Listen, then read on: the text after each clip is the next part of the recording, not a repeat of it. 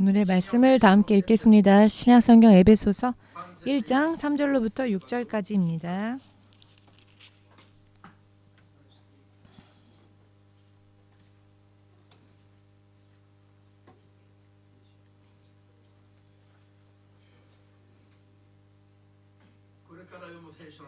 지금부터 읽을 성경 말씀은 사람을 향하신 하나님의 신비한 그리고도 또 놀라지 않을 수가 없는 계획이 기록되어져 있는 말씀입니다. 소리내와 함께 읽겠습니다.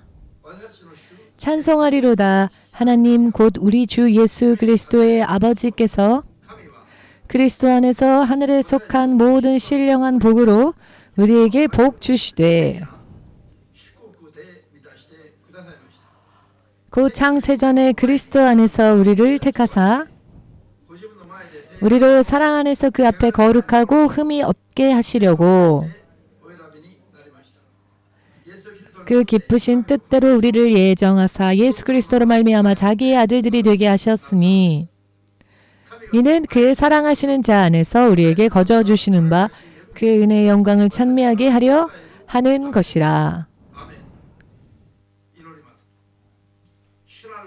기도하겠습니다. 주 대신 하나님, 천하의 사람들을 영원한 멸망과 지옥의 형벌 속에서 건져내 주시는 구원하시는 유일하신 구세주의 이름은 바로 예수라는 것을 우리는 믿는 믿음으로 지금 주님 앞에 나와왔습니다. 우리를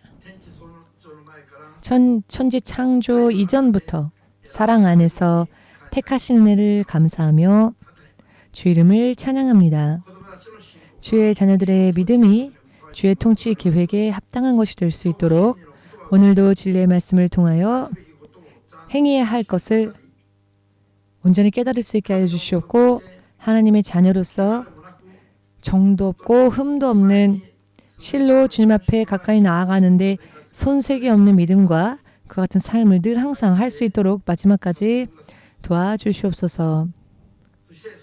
또한 상상을 초월하는 하나님의 자녀로서의 영원한 생명과 축복을 낱낱이 얻을 수 있는 믿음 위에 성장시켜 주시옵소서.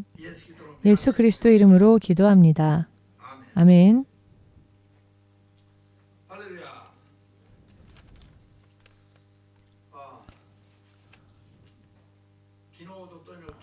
엊그제 금요일 저녁에는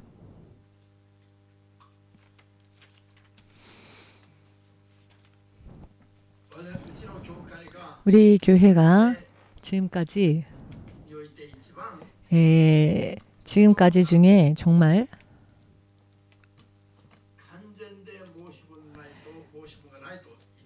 흠이 없다라고 말을 해도 과언이 아닐 정도로 찬양 집회가 잘 마무리 지을 수 있었습니다.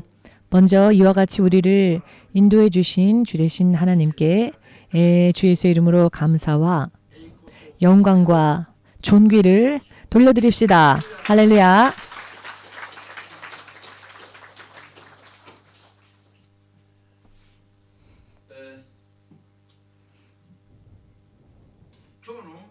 오늘 설교의 제목이 무엇입니까? 아직 안 보셨습니까? 주보는 여러분들에게 여러분들을 보시라고 그리고 여러분들이 이것을 미리 보시고 준비하실 수 있도록 만든 것이 주보입니다. 자, 우리 함께 읽어볼까요? 오늘의 설교, 인간 창조의 목적과 찬양.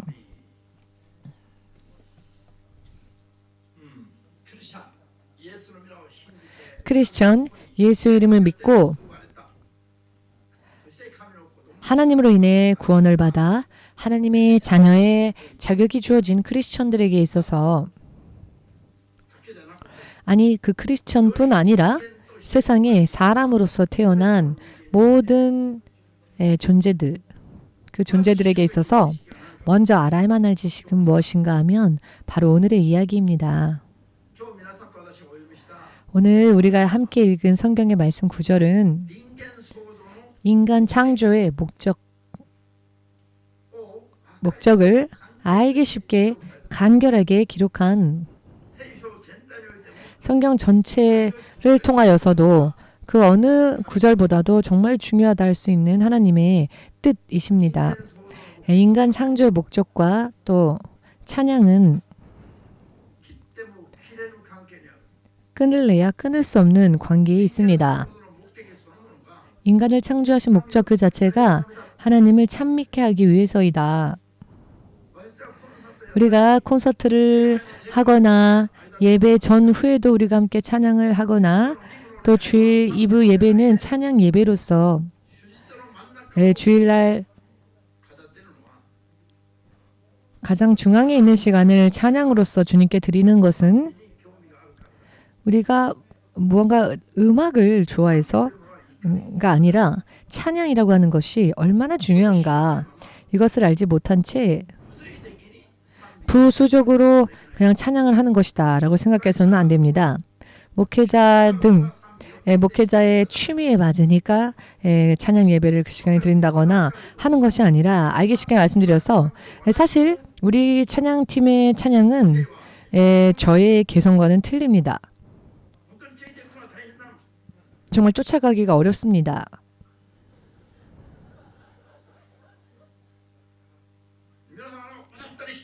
여러분들이 춤추며 찬양할 때에 저는 지칠 때가 많습니다. 그렇기 때문에 저의 취미로 그 시간을 찬양으로 드리는 게 아닙니다. 어느 쪽인가 하면은 지금까지조차 찬양을 좋아하는 분이 있는가 하면은 찬양을 별로 그렇게 좋아하지 않는 사람들도 있고 찬양을 가볍게 생각하는 사람도 있고 찬양을 무언가 부수적인 활동으로 생각하는 그런 사람들도 있습니다. 이것은 부정할 수 없는 현실이지요. 그런데 오늘 새롭게 다시 인식을 가지기를 원합니다. 성경이 확실하게 우리에게 가르쳐주고 계시는 것이 무엇인가 하면은 사람 창조의 목적과 찬양은 동등하다라는 것입니다. 동일하다라는 것입니다. 여러분 에스겔 28장 32절부터 읽어보시면 하나님께서 창조하신 아담과 이브와 함께 거하시기 위해서 창조하신 에덴 동산이 아니라 그것은 인간 창조를 하신 후에 세우신 에덴이 있고 그 에덴이 아니라 이 우주 만물을 지으시기 이전에 하나님과 함께 있었던 하나님의 동산 그 에덴이 본디 에덴이라는 기록이 있습니다. 여러분은 에덴 동산 하면은 아담과 이브가 살고 있던 동산이다라고 생각하시지요. 그런데 그것은 훨씬 후에 아담과 이브를 위한 공간이 지어졌을 뿐이고 우주를 지으시고 세상을 지으시고 그 후에 사람을 지으시고 영적인 사람인 아담과 이브 그리고 그 아담을 위하여 또 후에 창설하신 곳이 에덴 동산입니다. 일반적으로 크리스천들이 알고 있는 동산이 그 에덴 동산이죠. 그러나 그 에덴도 아담도 우주도 지어지기 이전에 하나님께서 계셨던 세계 그 동산이 있었는데 에스겔 28, 13절을 보시면 옛적 하나님의 동산 에덴이란 말씀이 나옵니다. 28장 12절 이하에부터 나오는데요. 이 말씀을 믿으십니까? 여기 이 옛날 옛적 에덴에 즉 아담과 이브가 거하기 이전 세상을 지으시기도 이전 에덴이 아담과 이브를 위하여 창설되어지기 이전에도 그룹이라 일컬어지는 천사장이 있었고 그 천사장은 무엇을 위하여 지음을 받았는가? 그 천사장이 지음받게 된 목적에 관한 이야기가 28장에 에스겔 28장에 나오는데요. 그는 흠이 없는 완전함으로 지음받은 자였습니다. 그리고는 하나님을 완전한 인으로 지어 만들어서 아름답게 지으셨고 또 하나님을 찬양케 하시기 위해서 하나님께서 원하시는 모양대로 지으신 후 완전한 인을 찍으셨다. 하나님께서 도장을 찍으셨다. 오케이다라고 한국에서 한국 나라 국가 정부가 인정하는 제품 예를 들어 그 나라의 국가의 기준에 통과하면 그것을 인정한다라는 인증을 주는데요. 한국에서는 KS 마크라고 하죠. 일본에서도 있습니다. 일본은 무슨 마크죠? 일본에도 그런 마크가 있습니다. J부터 시작하죠.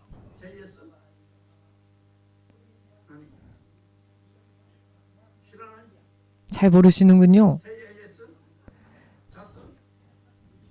JAS입니까? 일본에서는 일본 정부가 인정하는 그 기준에 통과할 때 JAS라고 하는 마크를 줍니다. 일본이라는 정부 그리고 또 한국이라는 정부 이 나라가 각각의 정부가 어떤 제품을 이런 기준으로 만들어라. 그래서 그런 기준에 미치지 못한다면 통과시키지 않는다. 그 기준을 만족시킨 제품에 대해서는 나라가 이것은 생산에도 판매도 좋다라고 마크를 줍니다. 하나님께서도요. 하나님을 찬양케 하기 위해 천사를 지으시고는 그 계획하신 대로 이 천사장을 지으시고 하나님께서 완전한 인으로 오케이 하셨다는 겁니다. 이것이 바로 있어야 할 모습으로 지음받았다라는 뜻입니다. 지혜가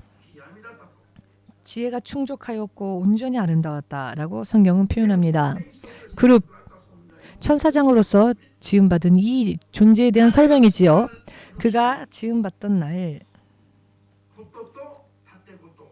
소고와 비파 즉 각종 각양각종의 악기가 지어졌다. 왜냐? 하나님을 찬양케 하기 위해서였습니다. 그리고 아름답게 그를 장식하시기 위하여서 각양각종의 보석이 지어졌습니다.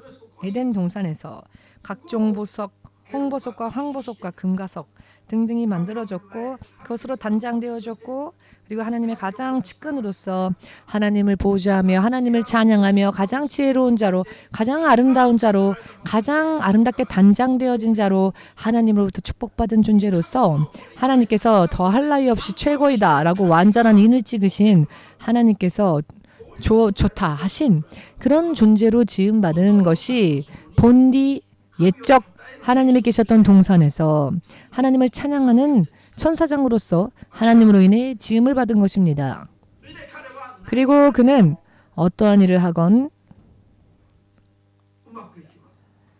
그가 하는 모든 일이 평탄하였고 그 무역이 풍성했습니다. 그에게는 하나님의 보좌 이외에는 모든 면에서 충만하며 충족했었던 존재였습니다. 그랬기 때문에 그 어느 것에도 부자유가 없으니 하나님을 찬양하는 데 있어서 가장 최고의 조건으로 둘러싸여 있었습니다. 그런데 그리했던 그가 불의를 품더니 하나님의 보호자까지 넘보는 교만한 죄를 범함으로써 자기의 지혜를 타락시켰다. 그 지혜란 무엇입니까? 자기가 하나님을 찬양하는 존재로서 가장 지혜롭고 아름다운 존재로 지음받았는데 그 지혜와 지식을 타락시켰다라고 하는 것은 하나님을 향한 믿음을 하나님께 다해야만 할 올바른 믿음과 올바른 지혜와 올바른 지식을 더럽혔다라는 것이 됩니다. 즉 범죄했다라는 것이 되지요.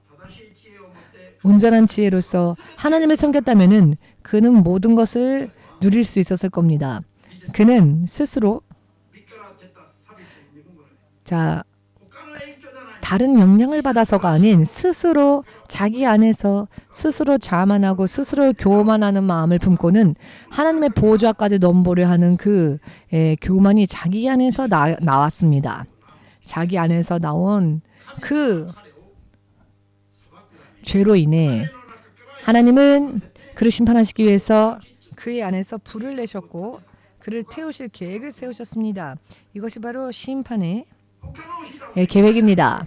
다른 곳에서 불을 내는 것이 아니라 바로 그 천사장 안에서 불을 내어 그를 사르게 하려고, 그를 영원토록 불사르기 위하여서 그 안에 불을 내셨다. 이와 같은 계획을 세우신 하나님께서 이 천사장에게 주었었던 하나님을 찬양하는 그 직분을 그에게서 거두셨고, 당신의 형상대로 지으신 사람을 당신의 형상대로 지으셔서는 그 사람을 그리스도로 인해 하나님의 자녀가 되게 하시고, 그리고는 하나님을 찬양하는 주의 자녀로서 세우고자 하시는 계획을 가지셨다라고 하는 설명이 오늘 이 에스겔 28장에 나오는 겁니다. 에스겔 28장 12절부터 18절까지의 말씀과 또 오늘의 잠시 전에 읽었던 본문 말씀의 말씀을 연관 지어 보면 찬양을 사람이 하나님을 찬양하기에 지음받았다는 것에 대한 근거를 찾을 수 있지요. 그렇기 때문에 찬양은 해도 되고 안 해도 되는 게 아니고, 취미에 맞는 자는 해도 되고 취미에 맞지 않으면 안 해도 되는 그런 게 아니라는 것을 알 수 있습니다. 찬양의 천사장으로부터 그 직분을 빼앗아서 그 직분을 거두어서는 천사장보다도 훨씬 더 뛰어난 그리스도로 인해 우리를 하나님의 자녀 삼으실 계획, 그리스도가 그 피를 흘리심으로 그 피를 나누신 당신의 자녀를 통해, 피를 나누신 그 자녀를 통해 하나님께서 찬양받으실 계획, 훨씬 더 나은 계획을 세우시고, 타락한 천사장은 심판하시는 이 과정에 있어서 사람이 계획되어졌다라는 겁니다. 인간 창조가 말입니다. 얼마나 놀라운 계획입니까? 먹기 위해서 태어난 게 아닙니다. 그저 사람으로서 살기 위해서 태어난 게 아닙니다. 하나님의 자녀가 되기 위해서 지음받았고 태어난 것입니다. 그리고 하나님의 자녀가 되기 위하여서 어떤 하나님의 자녀입니까? 천사장, 가장 하나님 이외에 가장 모든 면에 있어서 충족함을 누렸던 사탄보다도 천사장보다도 훨씬 나은 존재로 하나님의 자녀로 세우시고는 영원히 하나님을 찬양케 하기 위하여서 이와 같은 계획 속에서 사람이 택함을 받았고, 그 후에 하나님은 그 사람을 위해 우주를 지으시고 세상을 지으시고 사람을 만드셨죠. 사람의 범죄함으로 타락하였어도 하나님께서는 예수께서 그리스도가 되심으로 인해 그 피를 사람들에게 부어주심으로써 사람들을 하나님의 자녀로 삼으실 계획을 우리에게 보이신 겁니다. 그 사람을 하나님께서는 흙을 빚어서 하나님의 형상대로 빚으셨습니다. 얼마나 놀라운 일입니까? 흙을 빚어서 그 모양을 만들어 하나님의 모습을 본떠 하나님의 자녀로서 하나님은 사람을 지으셨다는 것, 그리고 그 사람을 당신의 자녀 세우실 계획을 세우셨다는 것, 이것이 그 사탄 앞에서 얼마나도 놀라운 하나님의 주권적인 능력이 드러나게 된 장면입니까? 사탄이 교만할 수 있는 그런 상황이 아니었죠. 그가 누리고 있던 영광도 하나님께서 주신 것이었습니다. 그럼에도 불구하고 스스로 자신이 하나님이 되고자 생각했었던 사탄. 그렇기 때문에 하나님께서는 그 사탄을 단 한 번에 지옥에 던지지 않으셨습니다. 왜냐하면 하나님은 정의와 공의를 이루시는 의로운 분이시기 때문에 사탄이 이해도 안 되는데 바로 지옥에 던져버리면 자기는 영문도 알지 못한 채 오히려 자기가 버림받았다고 하나님을 원망할 수 있기 때문에 그런 것조차도 절대로 허용하지 않으시기 위해서 하나님은 합법적으로 너는 하나님이 될 수 없다. 오직 유일하신 하나님은 단 한 분이시다. 합법적으로 하나님의 권세를 드러내시고, 그리고 사탄을 심판하시며, 또 심판당하는 사탄은 심판을 당하면서도 하나님의 영광을 인정하지 않을 수 없게끔, 또한 하나님께서 사탄보다도 훨씬 더 아름다운 자녀를 만드실 계획을 세우시고, 또 하나님께서 통치하시는 그 계획을 경고케 하시는 이와 같은 계획 안에서 하나님께서는 사람을 지으실 계획을 세우셨다. 그렇기 때문에 본디 아름다웠던 것에서 우리가 난 게 아닙니다. 우리는 흙이었습니다. 흙먼지와 같은 것이었습니다. 그런데 흙먼지를 빚어서 하나님의 자녀를 삼으신다는 이 놀라운 하나님의 역사. 사탄이 이것을 흉내라도 낼 수 있겠습니까? 하나님의 이 놀라운 권세를 사탄에게 보이며 보라, 이 모든 것은 오직 나만이 할 수 있는 것이다. 오직 하나님만이 찬양받기 합당한 존재이다. 사탄, 너는 이것을 할 수 있느냐? 사탄이 보고 알 수 있도록 의미가 보이십니까? 그리고 예수께서 우리를 하나님의 자녀 세우실 그 계획이 그리스도 안에서 였다는 겁니다. 그리스도를 통해 우리를 하나님의 자녀 삼으실 계획을 세우셨다는 것은 사람이 범죄할 것을 이미 존재하고 있다라는 것이죠. 그 사람이 범죄하여 타락하여도 다시 구원하실 수 있는 능력도 하나님만 있다라는 것을 온천하에 드러내시는 분, 이 모든 일을 하실 수 있는 분, 무엇을 주시건 무엇을 거둬가시건 주권적으로 하실 수 있는 유일하신 분이 하나님이심을 사탄에게 보이신 것이죠. 사탄은 그 중 그 어느 하나라도 흉내낼 수 없습니다. 그러나 하나님께서는 이 모든 것을 다 하실 수 있습니다. 그렇기 때문에 우리가 흙 속에서 택함 받아 하나님의 자녀가 되기까지 이 영광스러운 창조의 과정은 실로 하나님의 이름과 하나님의 영광, 이것을 찬양하지 않을 수가 없는 모든 과정이 됩니다. 우리는 죄 깊은 존재로서 시작하였지만 그렇기 때문에 더욱더 하나님께 감사하며 찬양하지 않을 수가 없습니다. 온 세상에서 가장 비참하고 가련하고 먼지 티끌과 같은 사람이랄지라도 그렇기 때문에 희망이 있는 겁니다. 이것이 바로 하나님의 역사이십니다. 믿으십니까? 은혜 안에서라는 말이 있지요. 은혜 안에서 은혜를 찬양하고 은혜 안에서 그리스도의 은혜를 찬양하고 우리들에게는 구원주가 계시기 때문에 사람이 구세주가 이 땅에 오시고 또 예수께서 우리를 위하여 행하신 모든 일들이 사람에게 어떤 노력으로 인한 것도 아닌 오직 하나님의 은혜로 예수께서 이 땅에 오시고 또 피를 흘리셨지만 이 모든 것들을 위해서 사람이 조금도 협력한 적이 없습니다. 오히려 범죄하고 오히려 죄인이었죠. 그러나 하나님은 하나님의 오직 권세 안에서 주권 속에서 이 모든 일을 행하셨고 사탄은 이것을 볼 수밖에 없었습니다. 나보다도 미약한 것을 나보다도 더 뛰어난 것으로 이렇게 부르시고 지으실 수도 있구나. 사탄도 인정하지 않을 수가 없는 것이죠. 사탄은 처음부터 어떻게 지음을 받았다고요?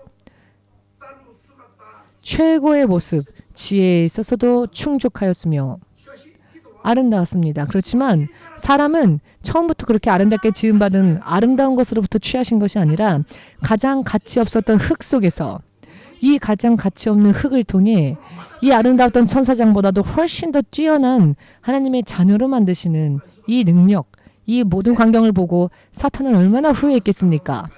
자기의 그 힘의 한계와 하나님의 주권적인 그 권세와 능력의 넓으심과 깊으심을 사탄도 보았을 것입니다. 본디 재료가 좋았기 때문에 좋은 것이 만들어진 게 아닙니다. 우리는 본디 그냥 흙이었습니다. 한 줌의 흙. 그런데 하나님께서는 한 줌의 흙으로서 이렇게 놀라운 하나님의 자녀도 삼으실 수 있다는 것을 사탄도 보고 인정하지 않을 수가 없는 것이죠. 자,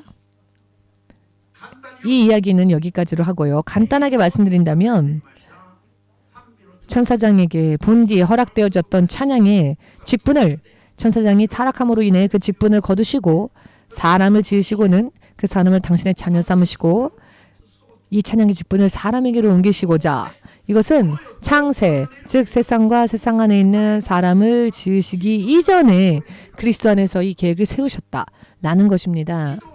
사람을 지으시기 전에 이미 사람이 범죄할 것도 다 아시고 그러나 범죄하여 죄인이 되었다 할지라도 예수께서 죽으시고 보혈을 흘리심으로써 그 사람을 당신의 자녀 삼으실 계획을 다 가지시고 그 후에 사람을 지으신 겁니다.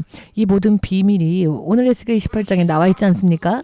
그렇기 때문에 사람이 무엇을 위해 지음받았는가? 하나님의 이름과 하나님의 역사를 찬양하기 위하여 천사장보다도 훨씬 더 아름다운 신분에서 하나님을 찬양케 하시기 위함이었다. 위함이다. 믿으십니까? 우리가 사람으로 태어난 이유가 여기에 있으며 하나님의 자녀 예수의 이름으로 하나님께로 돌아오게 된 목적과 이유도 바로 여기에 있습니다. 그렇기 때문에 찬양을 좋아하는 사람만 열심히 찬양하면 된다라는 문제가 아니고요. 좋아하건 싫어하건 크리스천들은 모두 온전히 주력을 다해야 할 하나님의 자녀로서의 본분이 찬양이 되는 것입니다. 아멘 되십니까? 이 찬양은 목소리가 아름다우냐 그렇지 못하느냐 그것을 의미하는 게 아닙니다.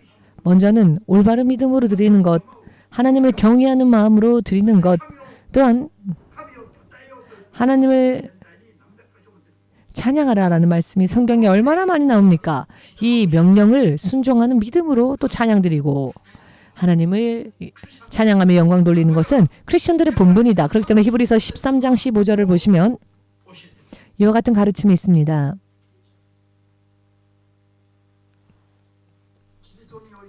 그리스도 안에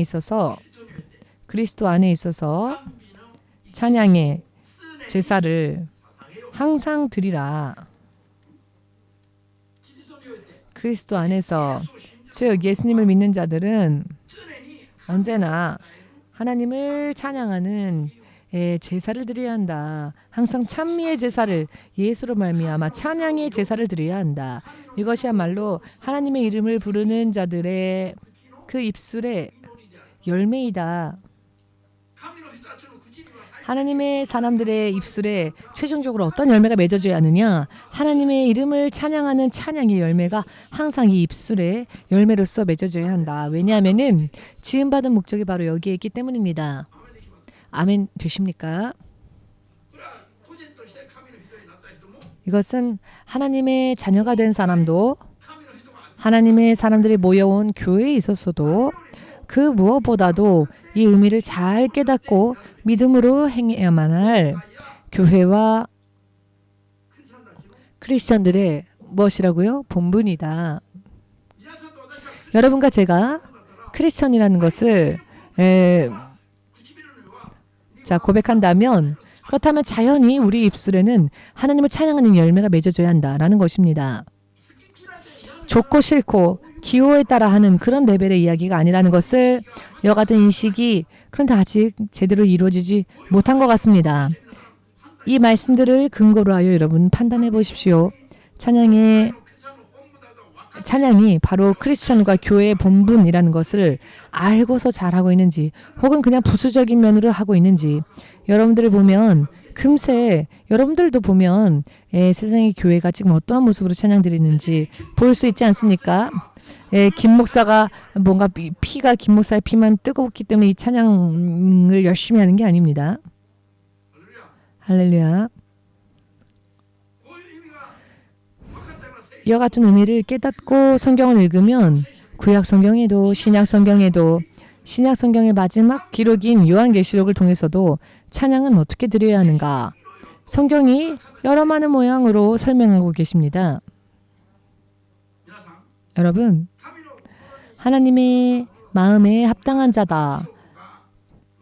하나님께서 칭찬하신 기록 안에서는 유일하게 기록되어져 있는 인물이 바로 다윗 왕 아닙니까?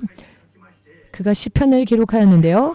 시편은 모세시 또한 함께 섞여 있지만 그러나 이 시편의 대부분이 다윗 왕이 지은 시입니다. 그런데 시편의 내용이 참 여러 많은 내용이 있지요. 죄를 회개하고 또 하나님을 찬양하는 내용, 또한 신앙 고백의 내용, 여러 많은 내용들이 있습니다. 하나님을 향한 믿음의 결심이라든지. 그런데 시편 마지막인 150편 1절에서 6절까지를 보시면 모든 호흡이 있는 자마다 모두 모여 하나님을 찬양하라라는 말씀이 있습니다. 하나님의 뜻에 합당한 자다. 하나님께서 인정하신 자, 하나님께서 기뻐하신 그 다윗이 기록한 시편의 마지막 150편, 즉 그 시편의 결말은 어떻게 맺고 있습니까? 모든 호흡 있는 자들은 하나님을 찬양하라입니다. 각양각종의 악기로서 하나님을 찬양하라 라는 것입니다. 예를 들어서 저렇게 소리가 큰 이런 징까지도 치면서 찬양하라는 겁니다. 사실 이 드럼 같은 것이 얼마나 시끄럽습니까? 그러나 성경이 이것을 명령하십니다. 그런데요, 이 명령을 제일 잘 그 표현한 것이요.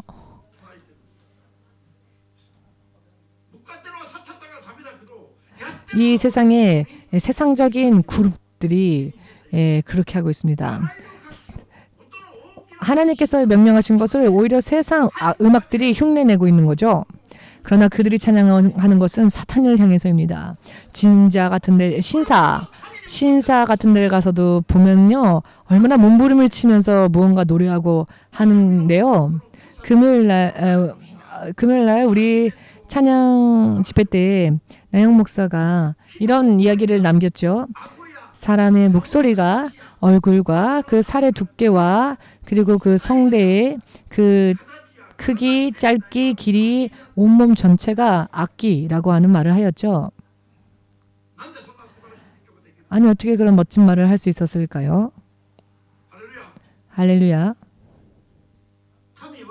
하나님께서는 그렇게 찬양하라고 명령하십니다. 내가 너희를 만든 목적이 하나님의 이름과 하나님의 역사하심을 영원히 찬양케 하기 위해서이다. 가장 아름다웠던 천사장에게조차 없었던 그 권세, 즉 하나님께서 그리스도의 피를 나누시고 부으시사 만드신 하나님의 자녀, 그 자녀에게 이런 놀라운 찬양의 권세를 주셨으니 어느 누구에게나 주어지는 권세가 아닙니다. 이 찬양은 죽음에도 음부에도 어둠에도 허락되어지지 않았습니다. 하나님과 함께 있는 자들에게 허락하신 유일한 직분이라는 것, 그들에게만 주어진 유일한 직분인 겁니다. 찬양하게끔 이런 직분이 우리에게 주어진 것만으로도 얼마나 감사합니까? 얼마나 이것이 감사한 일입니까? 아멘 되십니까? 다윗은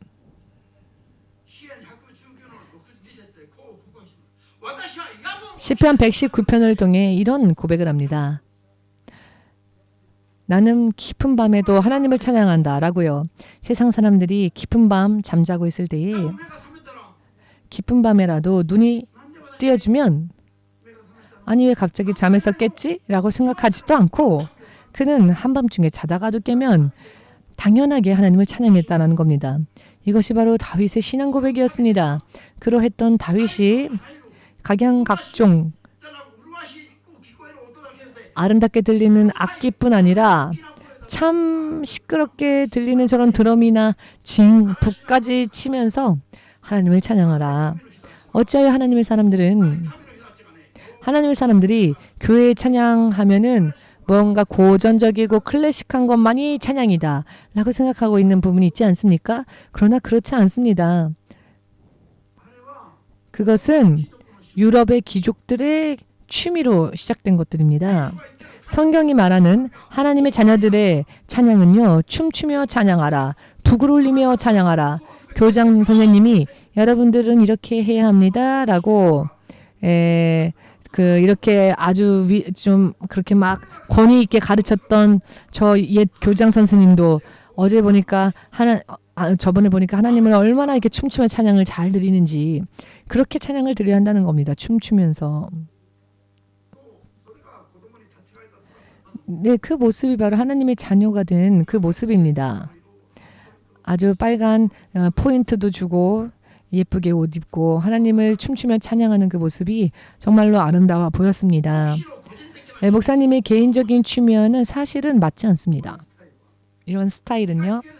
그렇지만 기도하고 말씀 읽고 할 때 어느샌가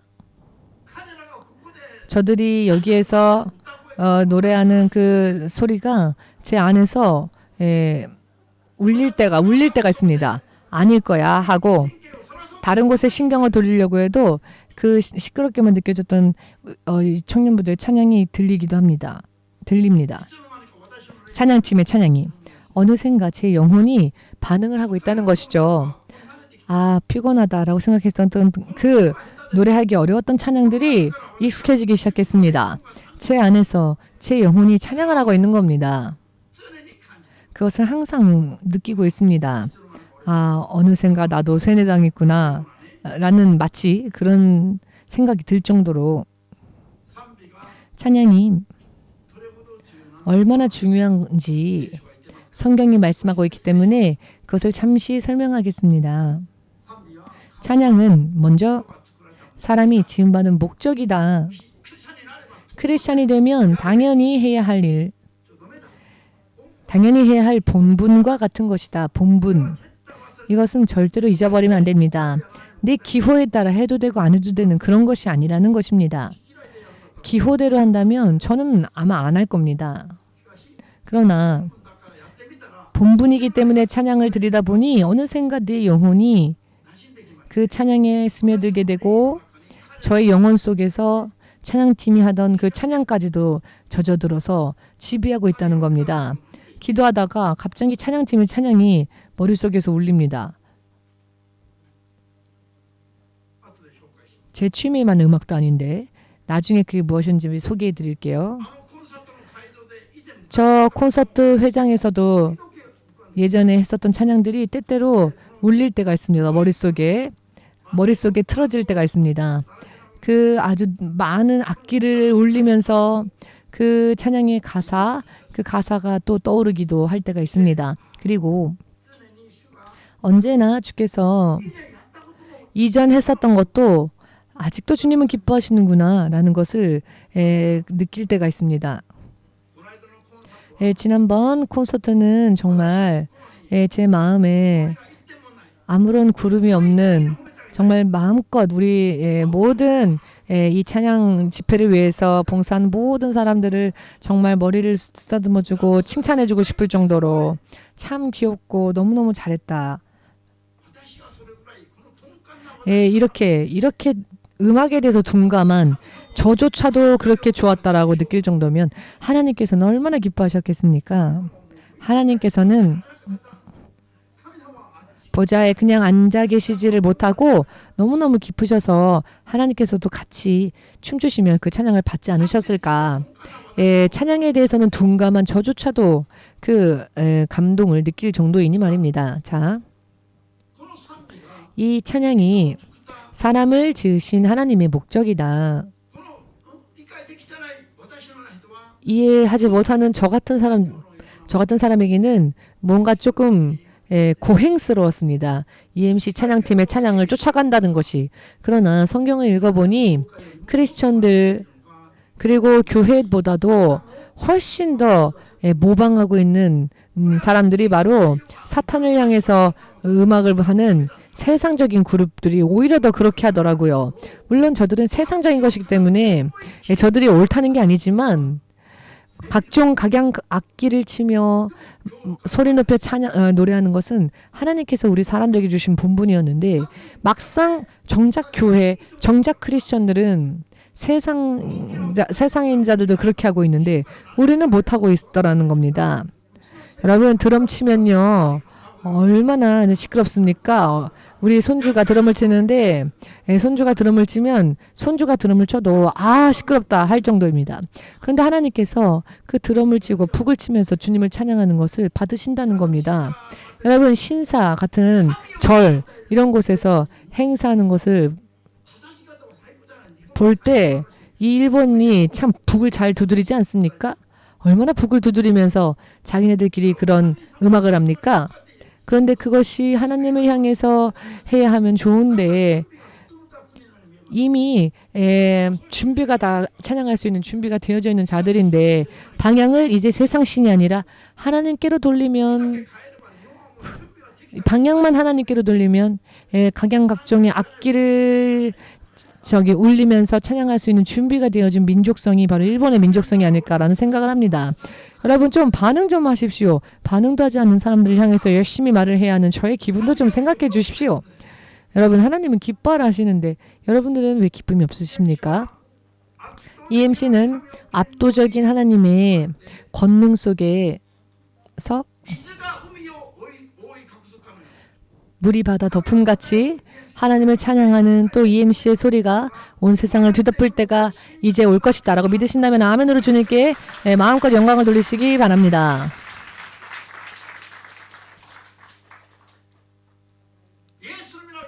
예수 이름을 부르는 자들의 입술이 맺어야 할 찬양의 열매. 찬양의 열매가 맺어져야 한다는 것입니다. 요한계시록 4장 10절, 11절 보시면은 하나님의 보좌가 있는데 그 보좌 앞에 서 있는 24명의 장로들이 있습니다. 그 장로들이 빛나는 면류관을 주의 보좌 앞으로 돌리면서 주의 보좌로 돌리면서 위대하신 하나님의 이름과 그 능력을 찬양하는 장면이 나옵니다. 하나님의 영광이 세세 무궁토록 영원할지어다라고 찬양합니다. 자기들의 면류관을 벗어서는 하나님의 보호자로 돌린다. 이것은 최고의 권위를 하나님께 드린다라는 것을 뜻합니다. 최고의 권위, 모든 것을 하나님께 드리고 찬양하는 천국에서의 그 하나님의 보좌 앞에서 이루어지는 광경이 요한계시록에 나와 있습니다. 찬양은 그렇게 해야 한다. 아멘 되십니까? 그리고 우리가 이 땅에서 찬양에 힘쓰면 하나님께서 하나님으로서 일하시기 쉬워지게 됩니다. 여리고 요단강을 건너서 가나안의 7 부족을 점령하던 그 시대에 여리고 성벽을 함락시키기 위해서 하나님께서 이스라엘이 어떻게 해야 하는지를 자세히 설명해 주셨는데요.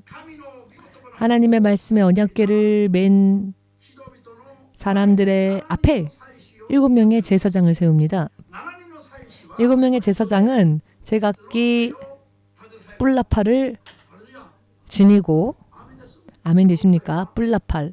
뿔나팔이라고 하는 것은 악기와 같은 겁니다. 이 뿔나팔을 부를 때에 이스라엘 민족이 무엇을 해야 하는지를 여호수아 6장에서 자세히 기록하고 있는데요. 할렐루야. 이 찬양을 하는 자들의 성가대, 이 성가대가 하나님의 사람들의 무리 그 선두에 서서 하나님의 백성들을 인도한 기록입니다. 믿으십니까?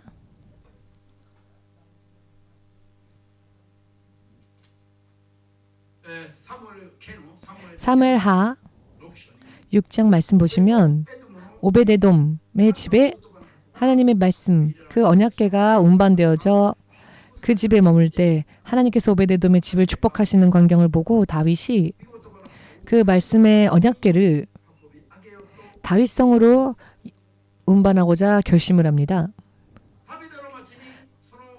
다윗성에 그 언약궤를 운반할 때에 다윗은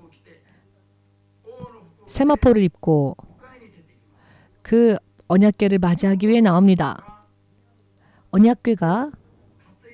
언약궤를 맨 자들이 6발자국 진행하면 다윗은 그때마다 하나님께 예물을 드리며 찬양을 합니다. 그리고 다윗은 춤추기 시작했습니다. 언약궤가 다윗성에 운반되어진 때까지 그는 춤추며 하나님을 찬양했습니다. 그랬더니 그 세마포와 같은 옷의 그 바지가 내려가서 하반신이 드러났음에도 불구하고 그는 개의치 아니하고 춤췄습니다. 이 광경을 본 왕비 미갈이 이 다윗을 비하하며 말합니다. 조롱하며 당신은 수치를 모르는 남자같이 벌거벗은 몸이 되었군요. 그렇게 하나님을 찬양해야 하겠습니까? 라고 조롱했습니다. 다윗을 찬양드리던 다윗을 조롱하고 비하하는 말을 입 밖에 낸 미갈은 저주받아 그는 죽을 때까지 아이를 생산하지 못하는 불임의 여자가 되었습니다. 그때 다윗이 무엇이라 대답합니까? 너의 아비의 왕의 자리를 나에게로 옮기신 하나님을 내가 찬양하지 않을 수가 없기 때문에 그렇다. 나는 이것보다도 더 낮아지고 더 조롱받는다 할지라도 하나님을 찬양할 것이다. 적어도 너의 앞에서는 나는 너의 앞에서는 너보다는 고귀한 자가 된다. 하나님을 찬양한 것에 대한 벌거벗은 몸이 되어도 하나님을 찬양하는 데 몰두했었던 다윗의 진심이 너와 같이 무지한 하나님을 모르는 사람에게 바보 취급을 당한다 할지라도 내가 행한 것은 나를 왕의 자리에 앉히신 하나님을 찬양한 일이기 때문에 이것은 부끄러운 게 아니다. 주께서 이 광경을 보시고 말씀하시죠. 이 왕비와의 대화를 주님은 들으셨고 왕비는 저주하셨고 불임의 여인으로 만들어버리셨고 다윗은 그 후에 이스라엘의 일찍이 지금까지도 이스라엘에서 다윗과 같은 왕이 선 적이 없습니다. 최강의 왕국을 건설할 수 있도록 하나님은 복을 주셨습니다. 역대하 20장 21절 이하에 암몬과 모압이 그리고 세일 부족이 이스라엘을 공격해 왔습니다. 그때에 군악대 전쟁에 나가는 병사들 중에 하나님을 찬양하는 성가대를 만듭니다. 성가대에 5까지 만들어서 저들을 선두에 세웁니다. 저들이 하나님을 찬양하기 시작했을 때 하나님께서 복병을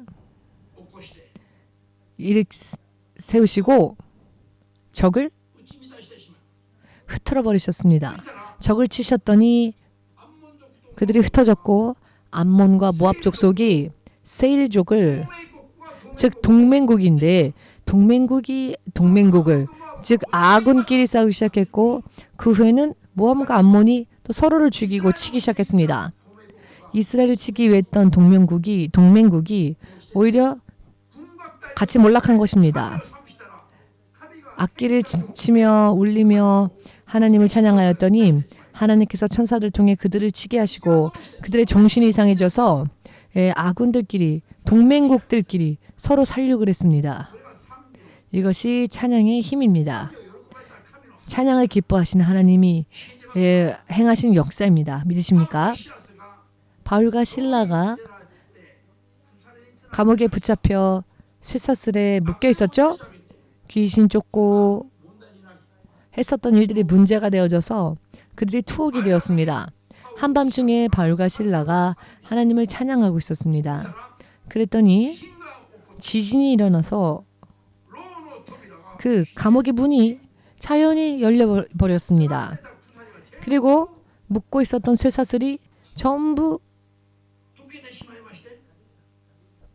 풀려졌고 죄수들이 모두 그 묶임에서 자유로워졌습니다. 이 광경을 목격한 간수들이 자살하려고 합니다. 왜냐하면 죄인들이 다 쇠사슬이 풀렸기에 그들이 다 도망갔다고 생각해서 그것의 책임을 묻게 될 것이 두려워서 자살을 하려고 하자 바울이 뭐라고 말합니까? 간수들이여 안심하십시오. 우리가 다 여기에 있습니다. 우리는 도망가지 않았습니다. 그리고 유명한 이야기를 하지요. 주 예수를 믿으라. 그리하면 너와 네 집이 구원을 얻으리라. 아멘 되십니까? 찬양 드릴 때에 사슬이 풀렸습니다. 찬양 드렸을 때에 찬양 드리기 전이 아니라 찬양을 드리고 난 뒤에 사슬이 풀렸습니다. 얼마나 찬양이 하나님을 기쁘시게 하는 크리스천들의 본분인가 알 수 있습니다. 인정하십니까? 인정합시다. 이사야서 38장의 18절 이하 보시면 히스기야 왕이 죽을 병에 걸리게 됩니다. 그렇지만 그가 회개하며 하나님 은혜 가운데서 치유하심을 받았고 그의 생명의 나날이 15년 연장되어집니다. 그 후에 그가 어떠한 고백을 남겼는가? 무덤이 사망이 음부에 내려가는 자가 하나님을 찬양할 수 없다. 살아있는 자가 생명이 있는 자가 나와 같이 하나님의 역사심을 경험한 자가 하나님을 찬양할 수 있다. 그리고 왕이 고백한 것은 나는 평생 수금과 비파 이와 같은 악기를 많이 만들어서 평생 나의 주를 찬양하겠습니다. 라고 고백을 합니다. 찬양은 하나님께 연합되어지는 생명에 연합되어지는 하나님을 인해 사는 그런 믿음을 실제로 가진 자의 입술에서 나와야 할 가장 거룩한 열매이다. 아멘 되십니까?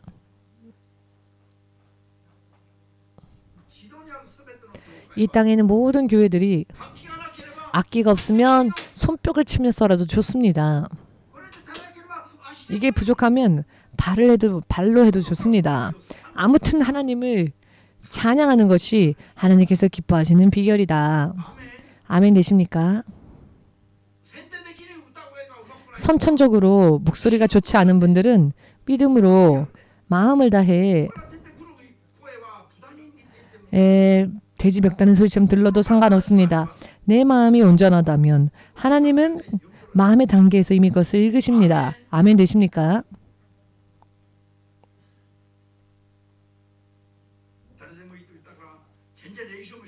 누구라도 좋다고 했으니까 전혀 연습도 안 하고 돼지 멱다는 소리로 모두 앞에 나와서 막 노래하면 그건 안 되죠. 연습은 해야죠. 연습하면 열심히 최선을 다해서 하면 가수 같은 목소리가 아니라 할지라도 열심히 연습하며 온 마음 다해 드리면 집에 있거나 집에서 나왔거나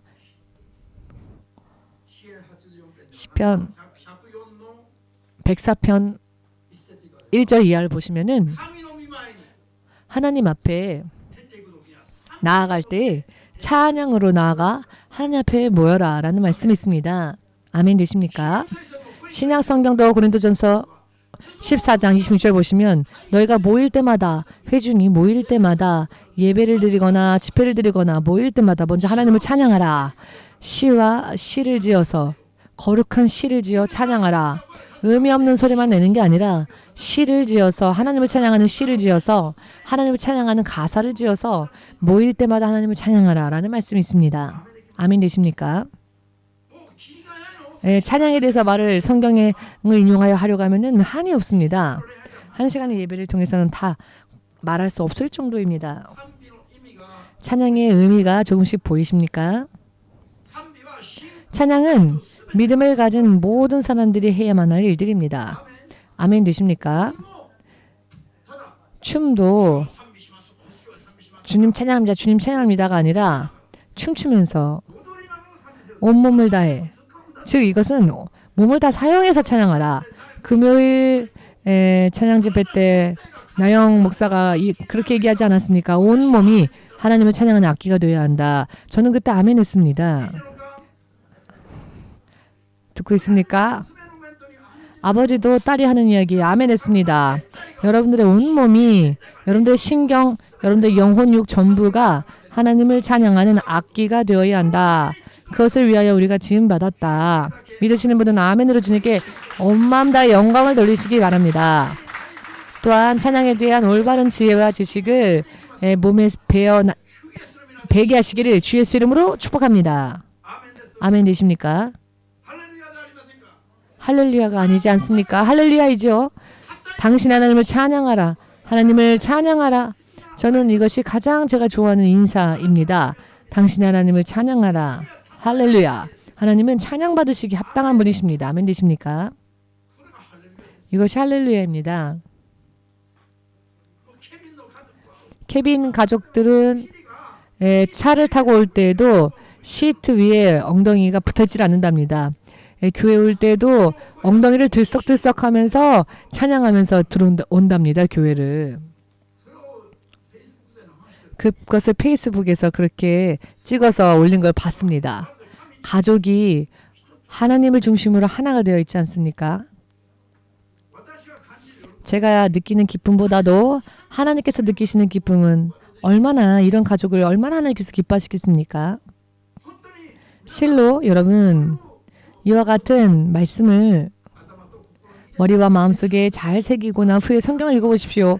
찬양에 대한 말씀의 기록이 얼마나 많은지 헤아릴 수 없을 정도로 많습니다. 오늘 에베소서 1장 3절에서 6절 말씀을 보시면 정말 간단한 말씀이기도 하지만 이 3, 4, 5, 6 이 정도 간략한 문장이지만 이 문장 안에 인생의 비밀이 기록되어 있다는 겁니다. 아멘 되십니까? 믿으십니까? 이와 같은 하나님의 입술을 통해 우리에게 명령되어진 이 지식의 말씀을 근거로 하여 판단하면은 찬양이 우리가 바로 태어나게 된 지음받고 하나님의 자녀로서 크리스천이 되게 되는 목적이다. 찬양이. 목사님도 이 세상에서는 제 몸이 여러분들처럼 유연하지 않기 때문에 춤추며 찬양한다는 게 쉽지 않지만 그러나 저는 마음은 언제나 타오르고 있습니다. 제가 천국 간다면 저는 그 어느 누구보다도 자유롭게 춤추며 찬양할 수 있으리라 생각합니다. 그렇기 때문에 걸으면서도 춤추면서 늘 항상 하나님을 찬양하며 늘 하나님께 찬양의 제사를 드리십시오. 우리 교회만이 찬양을 육성하는 것이 아니라 세상의 모든 교회들이 손발을 치며 하나님을 찬양하지 않으면 안 됩니다. 아멘 되십니까?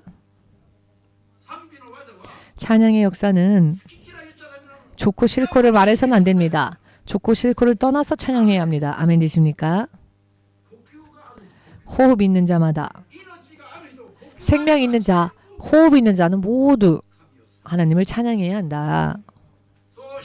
그렇게 믿고 앞으로 찬양에 대한 믿음을 바르게 세우고자 결심한 분들은 아멘으로 주님께 영광 돌리시고 이 시간을 마치겠습니다. 이 마지막 시대에서는 교회라고 하는 존재가 이렇게 되어야 한다. 하나님께서 원하시는 이상적인 교회를 만들지 않으면 안 됩니다. 그것에 있어서 무엇보다도 중요한 것이 찬양의 직분이다. 아멘 되십니까? 2부 찬양 예배 때는 2부 찬양 때 보면 어떤 분은 장난으로 하는 사람도 있고 어떤 분은 아예 처음부터 자는 시간으로 생각하여 자는 사람들도 있고 어떤 분은 또 열심히 하는 분들도 있지만 찬양에 대해서 모르기 때문에 그렇게 자거나 장난치듯이 하는 거겠죠. 무슨 이야기인지 이해되십니까? 이것이 얼마나 또 한심한 이야기가 됩니까? 찬양 예배는 덤으로 한다고 생각하는데요. 그렇지 않습니다. 주일 가장 그 중앙의 시간 1시 반부터 찬양 예배를 드리는데 처음에는 저도 EMC 찬양팀의 찬양에 대한 거부 반응이 있었지만 기도하였더니 이 찬양이 무엇을 의미하는지를 하나님께서 보여주셨고 그래서 찬양 예배를 드리라고 제가 말을 하였더니 이 시간에 하나님께서 찬양을 예배로서 드리는 것을 허락하시는 것도 하나님의 뜻이라는 것을 알게 되었습니다. 저는 처음에는 싫었습니다. 그러나 하나님께 여쭈어 보았더니 꿈속에서 제가 이런 멋진 모자를 쓰고는 이런 정장이 아니라 더 컬러풀한 아주 멋진 예를 들어 마치 영화배우인 것 마냥 그런 멋진 복장으로 가장 선두에서 춤추면서 제가 마을로 나아가며 찬양했는데 제 뒤에 찬양팀들이 또 쫓아나오면서 찬양했습니다. 찬양으로 드린 예배를 하나님이 이렇게 기뻐하시는구나 이것을 보여주셨기 때문에 그때부터 제가 1시 반에 찬양 예배를 드려도 된다라고 허락을 했습니다. 이 모든 것이 다 하나님의 계획이십니다. 믿으시는 분은 감사와 영광으로 기쁨으로 앞으로 하나님께 찬양을 올바른 지식과 믿음을 토대로 온전히 찬양을 드리겠습니다 라고 결심하신 분들은 아멘으로 주님께 영광 돌리시고 예수여 삼창 기도하시고 예수여 삼창 하고 기도하겠습니다.